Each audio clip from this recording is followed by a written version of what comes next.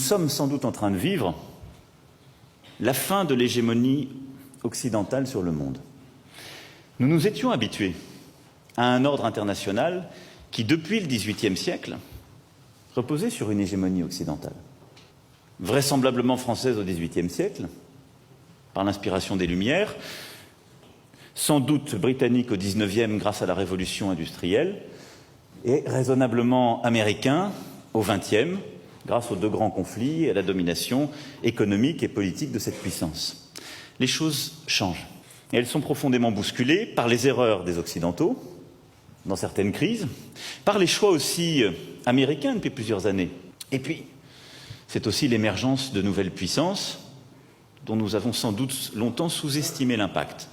La Chine au premier rang, mais également la stratégie russe, menée, il faut bien le dire, depuis quelques années avec plus de succès. L'Inde qui émerge, ces nouvelles économies qui deviennent aussi des puissances, pas seulement économiques, mais politiques, et qui se pensent, comme certains ont pu l'écrire, comme de véritables États-civilisations, et qui viennent non seulement bousculer notre ordre international, qui viennent peser dans l'ordre économique, mais qui viennent aussi repenser l'ordre politique et l'imaginaire politique qui va avec. Tout ça doit nous poser des questions profondes. D'abord, me faire constater que les habitudes, les dogmes qui étaient les nôtres ne sont plus valables.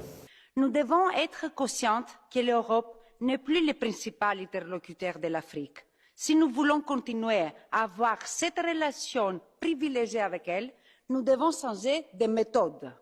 Flexibilité, rapidité, efficacité, voici comment utiliser nos instruments de financement pour soutenir les solutions africaines.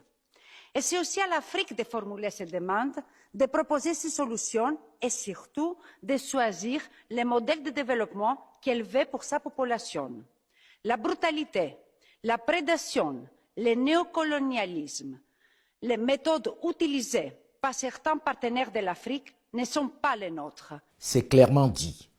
À vous jeunes de vous décomplexer et réfléchir à de nouveaux concepts, à de nouveaux modèles adaptés à notre environnement.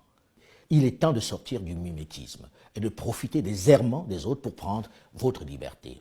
Mais surtout, il ne s'agit pas de quitter un maître pour un autre. Il ne s'agit pas de se libérer d'un conquérant pour un autre dominant. Il ne s'agit pas de dire « je vais me vendre aux Chinois, aux Russes ou aux Indiens ». Non. Il s'agit de tracer sa propre voie, sans complexe. Le monde vous appartient et le ciel seul est la limite. Faites de ce siècle celui du réveil de l'Afrique, afin que dans les prochains, on puisse parler de l'ère africain. Vous en êtes capable.